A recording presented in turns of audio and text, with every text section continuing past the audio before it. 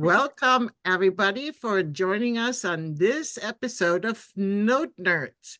We're super excited today to talk about something that we're all going to go through in our quilting journey.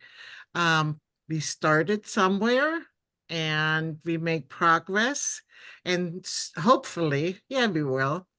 And so we're going to share some quilts of earlier experiences quilting, and then hopefully show you some progress quilts as well. Kat will share the screen with us. So have a sip of your coffee and enjoy. So that's my very first baby. It was a charm pack that I received as a starter because they they thought that it would be easier if I didn't have a lot of cutting to do, and I just got to focus on the sewing. So that was a lot of fun, and everything coordinated really nicely. And I got to just focus on learning my 1/4 inch path. And the big crazy thing about this one was because it was brand new, quilting was still new to me. It was all kind of done up in like rows of just the 5-inch squares. And so then you had the center, and then you had to lay it down and then cut like straight across like the whole thing so that you could get like the triangle pieces to turn it to make this pattern. And when I had the first part done, I was so excited. I thought it looks fantastic. And now I have to cut it. What is this hobby? I've got to cut it up. So anyway, that was my first introduction and getting over the whole, oh, you've got to cut up something that already looks pretty, but then you get something on point like this that looks even prettier in the end. So and I long armed it with a pantograph. Back at that time I didn't have my Statler yet, and the reason why I took this picture from out so that you couldn't see how terrible I was at following that laser for my very first quilt. It's just easy swirls, but it looks a little bit jumbled. Wait, Yeah, and when you follow. say pantograph, are you talking like the paper one behind the machine? Yes. Oh, Yep. wow. Yes. And it was like taped down, and I had to follow the laser all the way across. And then, there was no automatic roll quilt for you. So you were making sure that you had it lined up properly, which is probably why I also didn't zoom in there because I think there's bigger gaps. Following a pantograph is actually, when you're first starting out, not that simple because you're so agonizing about, hitting every line. And at the same time, when I did my first pantograph, I was so worried because I couldn't see what was happening in the front of the quilt. So you're trying to peek. So you're, of course, not hitting the lines in the back because you're worried about what's going on up there.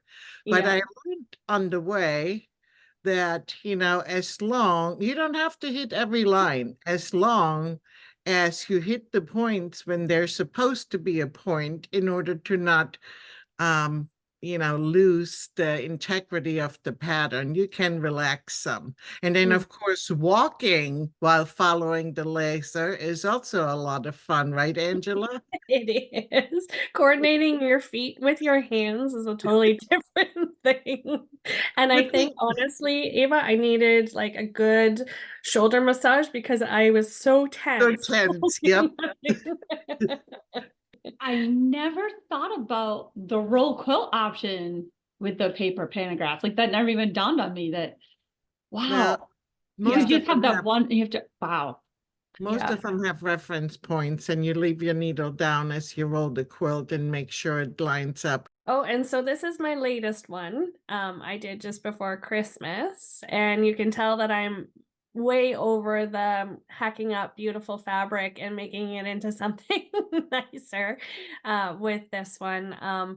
This was a lovely quilt, and the border was all pieced separately, and then I really debated custom quilting this, and as we evolve, you look at things very differently, and with your skills and what you can do. And um, in all honesty, I probably could have, but I really like the intricate softness of the holly swirl that I did on it instead, and just emphasize the center pattern more, and left the quilting as kind of a secondary pattern, because I liked the way I worked so hard on getting all those points and everything to join that I liked the way that the center looked without, emphasizing anything in the center. But it's also a time thing. I wanted it done for Christmas, so I was like,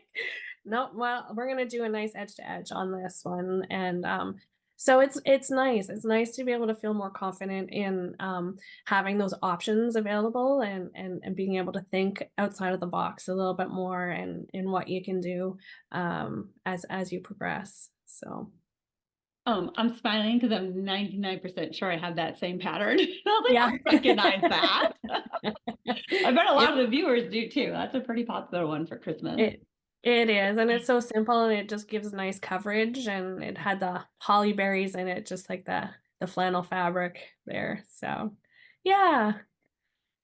Okay, so I mentioned in our introductory episode, episode 1, that I come from the hand-guided background for many, many years.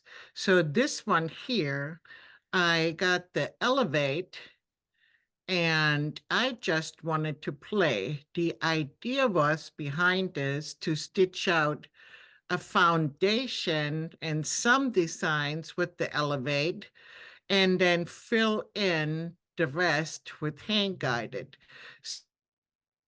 So in those, I'm going to call them double wedding rings that look like 9 patches, I added ribbon candy.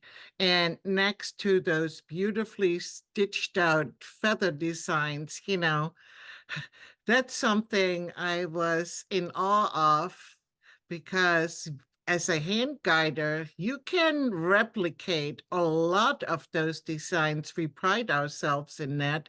However, it requires a large amount of pre-marking, and in order to get it as specific and perfect as we want it to be. So this was a great way of using the computerized system to stitch out some foundations and then add to it. So that was a lot of fun to do something computerized. Okay, so to clarify, this was the Elevate. So you had already been hand guiding prior. Oh, yes. Yeah.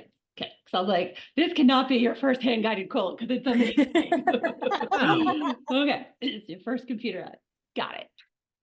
As a matter of fact, as I was looking for pictures for all of that, um, it took me back to 2010. And back then, there was no social media. Because at first I thought I'm going to find one of my first quilts, which of course was hand guided, but pictures weren't that important.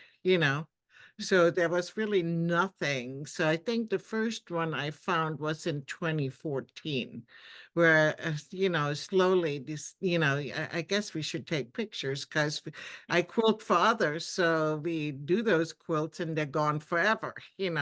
True. But anyhow, so this is Dream Big. And I did that when was that? I think I put it on the picture. I forget now. It just But says 2023. So did you do it yeah, earlier? just last year. And I had at that point my Statler for a little while, and had been, slowly learning about it. And to me, this was the perfect learning opportunity. That's why I chose to do that. Obviously, I think it looks gorgeous too. And, there's pattern sets available, which I purchased. But the idea was, where do you start? And this particular pattern designer, which is Wasatch Quilting for this one, Nancy Hackey, she gave a PDF that had a printout and numbered each one of those petals. So obviously you had to lay your panel the exact same way in order to make the petals match up. But I figured out that if I start with one and then do every other one, I can already see where the next one will fall. And seeing that our group is called Note Nerds, let me tell you, there was a lot of playing with notes, lining up to the previously stitched line, making sure that everything lined up perfectly. It's not quite perfect, but the overall effect, you don't necessarily see that. And, like I said, it was the most awesome exercise to get a lot more proficient in lining things up. Is Eva, it? oh, sorry. No. I have one of those that I can't wait to do. Did you start in the center and go out, or did you? No, I think I didn't want to start at the edge, Okay. but the center looked kind of muddled. There's a lot of different pieces. So I started the one that has the two swirls with the feathers around it, the second from, yeah, that one. Oh, And nice. then and then worked my way out Okay. and over. Like I said, doing every other one. The first one took me almost 6 hours to do. And then I had a client one to do. So this was my practice piece. Yeah. So I already had the client one to do. So then I did that afterwards and did it in 3 hours. And that's, cut the time in half. Yeah. And, because I felt more confident placing those designs. Yeah. It's beautiful. I can't wait to do mine now. How many layers of batting? Is it just one or are there two? That is 2 layers of batting because it's super textural with the designs, and clearly it's a wall hanging, so I wanted it, to really stand out. And it does hang on my wall, actually. Not many quilts do, but this one hangs in my living room. Awesome. Kayla, this is the first one? Yeah, Okay. this is so when I got my Gammill and my Statler, I was so excited to play with nodes and to manipulate and change things. So that's where this project came into play. My husband was working at Baker Tilly, and his boss said, "Hey, Kayla, I want you to make me a quilt." And she wanted it with the Baker Tilly logo. At the time, they had just switched to this logo and color scheme. So she gave me permission to copy the logo. So I took their logo, put it on my CAD screen, and then clicked it out and made this pattern. When I look at this, I kind of go, oh, it's a little cringy, you could say. Just because I didn't know a good way to connect the two logos and to make things flow a bit better. If I would have maybe known what I know now on how to make patterns, then this could have been something completely different. But I still think it worked out. She loved it. It's just a whole cloth quilt. But it was fun to add some text in there and to break things up and really look at those notes. So I did make an edge-to-edge pattern out of it, but I still manipulated it after that from there. So that was just something I love to pick things apart and play that way. And that's how this quilt came to be. Okay, I am so impressed that you got your machine and immediately dove into making a pattern. Like, that is amazing.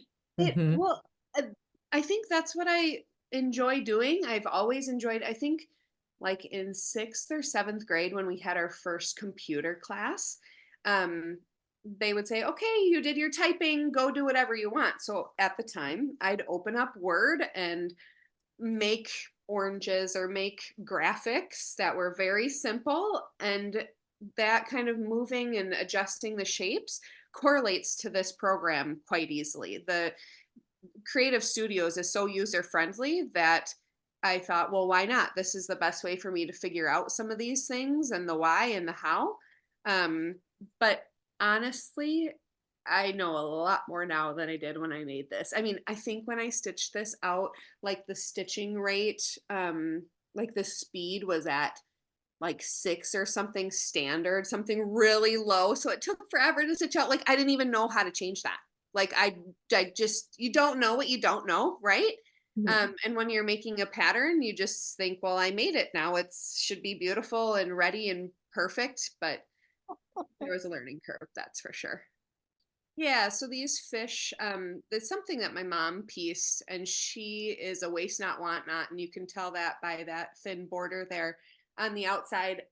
um, but with this one, again, I dove into something more custom because it was for my mom, and it was something that I knew I could, I guess, practice on and try something new. So on the outside, I did the rope border. And then on the pieced colored border there, I just did something really simple because I wanted to focus all the attention on the fish. So if you look at the body of the fish, there's one pattern in there that then I took and stretched um, two of the pieces, two of the, I guess, petals of that centerpiece and stretched to fit into the fins.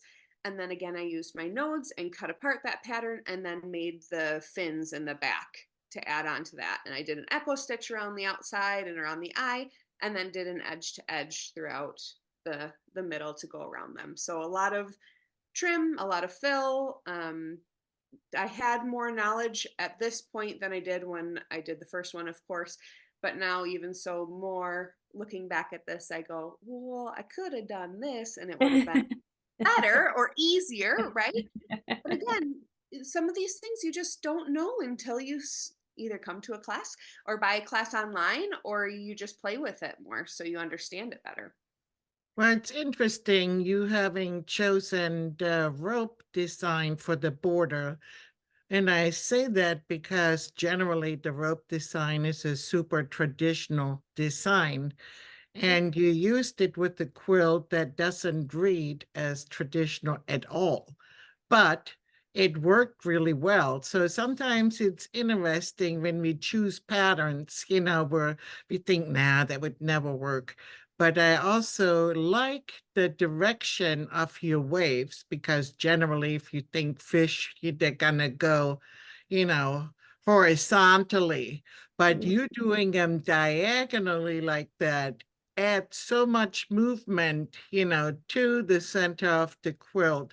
And at the same time, the fish still are in the foreground and they look like they're floating. And I think the echo Um, stitch helped a lot with that. mm-hmm. Yeah, it looks It great. really makes them pop, Kayla, Yeah. with that echo. It really accentuates them. It's nice. Mhm. Okay, once again, I'm impressed that you got your machine, jumped into custom. But so here's my question. You really used fill and trim? So when I first started doing custom, I didn't really understand fill and trim. And so I literally went in there and would edit all the nodes and then reconnect them and delete. And so that just impresses me even more. Again, it's taking the time just to play. And again, it was my mom's. So if something happened, if something got screwed up, sorry, mom. Or you pick it out, and that's the beauty of it's thread. You can pick it out and you can start over. So Yeah. She'll love you no matter what, Kayla. Yes. yep, that's what they say. Right? At the end of the day, it's just fabric and thread, and you always I know, it's great if we can practice on mom's quilts. Yes, I love Got it. You got Okay. it. So this was one of the first ones I pieced before I knew I wanted to quilt. I knew I wanted to make quilts. My local shop was doing some classes with the Deb Tucker trimmers, and she was using the sampler quilt book. And if you bought the first kit, like the first block, and then if every month you came back having made the block, she'd give you the pieces for the next one for free. All you had to do was come for an hour on a Saturday to see how you would use a Tucker trimmer or a Tucker ruler to make your next block. Okay. And the idea, I guess, was to sell Tucker rulers, which she did. I bought them all. And then I collected these. And when COVID hit, I literally had this on my design wall and had to take them all down to start making masks, right? And so it sat and it languished. And then I finally finished it. And I got my first machine, which was not a Gammill. And I knew what I wanted to do to it. And it was very difficult to do with my first machine. And so that one is not quilted on a Gammill, but it is one of the reasons why I knew I needed to get a different machine. So I didn't know anything at all. So I probably should have done an edge to edge, but what I ended up doing was I was trying to set blocks and I wanted the center of the quilt to look like an edge to edge, but I used a block pattern that I turned, and it just took forever because the software on the other machine was not user friendly. So this is one of the first ones that frustrated me. And so then later on, I, on the recommendation of somebody in the industry, bought my Statler, and then in very short order was able to start doing custom quilting beyond like it just completely blew my mind what I could do with the machine. I mean, I wanted to do simple things, and very quickly I was able to start doing custom quilts like this one. And the reason why I feature this one is because I just did this one this year, and it's my first quilt that I got a ribbon for. So super excited about that. I think I was actually on tour teaching when I didn't get to go to the show. Somebody else took it for me. And she sent me a picture and she said, look, you got second place for pieced and quilted at the Washington State Quilt Show. So if you zoom in on it, I'm just amazed at, I started out just wanting to do some basic custom, and everything on this, every little section of this quilt is just what our Statlers will allow us to do is just amazing. And the amount of control that we have, those nodes, being able to adjust all those nodes and make everything fit perfectly, really, it's fun, but it's more fun to see what turns out at the end. Well, in a quilt like that, just like that Dream Big, but clearly you put a lot of effort into piecing it. But I look at those things as learning curves. I like to challenge myself all the time. And so when you see something like that truly can inspire and challenge you at the same time. And again, you're right, the tools that we have with our Statlers, it does allow us to be able to put quilting designs in the most awkward and unusual spaces. That's what's really impressive about our machines. Yeah, like Kayla had said with the fish, that she just stretched it out to fit. Mhm. I'm assuming gray handles. Yeah, you're muted, but I think you said yes. Yes, sorry. I Combination love of those gray gray handles handles. and nodes. Yeah. Mm-hmm. Yeah, so cool. That is gorgeous. It's one like a thing, beautiful canvas, Yeah. Yes. the quilting. yeah. Thank you. One thing that really stood out for me on this, Vita, is how you didn't like the fuchsia in the center. You didn't put any quilting there to give it dimension in between Mhm. the petals, which is really pretty because it really popped, Yes. those And aspects. that quilt has got a layer of cotton and bamboo, and then a layer of wool. So it's got a really thick, so it really made it pop. I just did stitch in the ditch around those pink areas. And it looks like from a distance, like that's just one piece of fabric. Yeah. But because this is a Judy Niemeyer, those are paper piece. So it's the same fabric, paper piece to make that. So there's actually little tiny sections in there, and I just didn't quilt those. I wanted those to pop up and puff. Yeah, no, it's very effective. Yep. Yeah, it is beautiful. A lot of Let's see piecing. yours, Kat. All right, here we go. So one of my first ones. I made this senior year in college. So at some point, I don't remember if it was senior or junior year, had to have been junior year, I got my very first sewing machine as a Christmas present. And so senior year, I made this to fit on my coffee table. I don't remember making it. I don't know where the pattern came from. I had a little one bedroom apartment. I don't remember where my machine was set up at all. But I mean, I obviously knew nothing about basting. Wow, It's a little puckery. just a And bit. bit. So here's another one of the back. So yeah, knew nothing about basting, knew nothing about quilting. The actual Dresden is pieced, and then I just like stitched it on like an applique. And you can see that, yeah, so many puckers, thread knots, lots of fun stuff. But So you the know, most the impressive part is that if I had been you and seen that, I probably would have not continued on my quilting journey At because, dawn, you're like, I'm gonna do it anyway. but Kat, you know, she had enough courage and willpower to, you know, go on. That's impressive right there.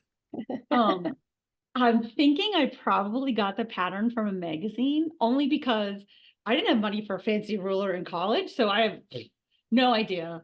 But this ribbon somehow reminds me that I really like I remember putting that on. So I think it was a pattern from magazine. And of course I hand quilted around the ribbons. I wanted gold. Because again, I didn't know anything. Like I didn't know how to quilt. See some puckers in here, lots and lots of white space. And then where's my other photo? Kat, you were ahead of the time because now everybody likes those big long base Yeah. flute stitches on the top for your ribbons. You're just like you're right in vogue again. Oh, there's a term for that. What is that called with those big Big stitches? stitch. What is It's it? called big stitch. No, there's another term. Shashiko? The Yes, Chico. that's it. Yeah. Yes, yes, yes. Well, but this is big stitch quilting. So, Okay. Chico quilting is something different. So, but you were still way ahead of the time. But yeah, look how wrinkled. Like none of it. And what is funny is that I have another one which I don't have pictures of. I have two more from my like first quilts. One of them's a panel, and the other one's a big quilt that I tried to do peace flowers. And I didn't understand, like I knew what I wanted it to look like, but I didn't understand how to get there. So like I wanted the look of custom quilting and like stuff quilted in all the negative space, but didn't know how to do it. So I kept doing it by hand, and I hate sewing by hand. I hate it. And so I got like tired and just stopped trying to quilt them like that. The one with the flowers is like at least a twin size. And it's just like stitched the best I could ditch on a domestic with that size of a quilt, not knowing what ditching was even. And then there's just some sections where you can see I was trying to hand stitch in a flower. And then I was like, yeah, this is taking too long. So yeah, then I started going to classes and shows and whatnot. But back then, I don't even think long arms existed. And if they did, I certainly didn't know about them. That's for sure. Those are great. Thanks. I don't have a picture of a current one just because I haven't quilted any of my own stuff in a while. So, Well, It's isn't that amazing. one of yours in your background? oh, well, I mean, I didn't piece it, but I quilted it. Sure, that Yeah. counts. It counts. Okay. So there you go. I learned stitching. Like you said, Vita, like all the things that the Statler and the software just made so much easier because you can just trace it, Oh yeah, put it in there and make it and fit. that's how I when I first started shopping for a long arm, I wanted a Gammill, and my husband was scared. What if she doesn't like it? And we put all this money into this thing. And Mhm. so, but then later on, after I was using a machine, I was describing to somebody what I was frustrated with.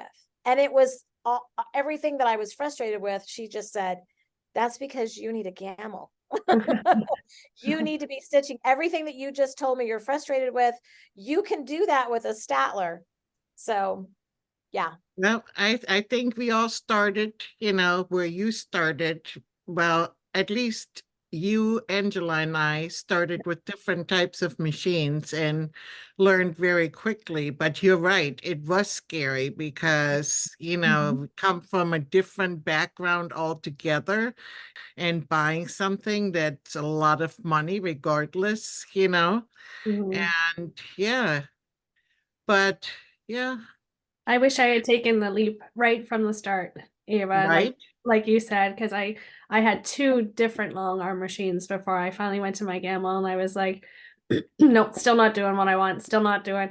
And so had I just jumped right in at the beginning, I probably would have been better off and I wouldn't have had to offload the other two.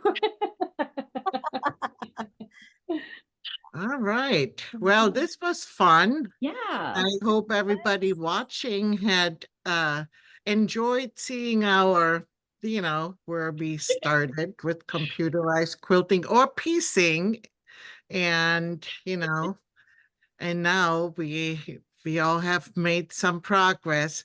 But I tell you what, with the quilting and the long arming, um, there's always going to be a learning curve. And for me, that's really important because, it's fun to always be able to learn something new. So I hope you guys enjoyed this episode. And we'll see you next time. Take care. Bye.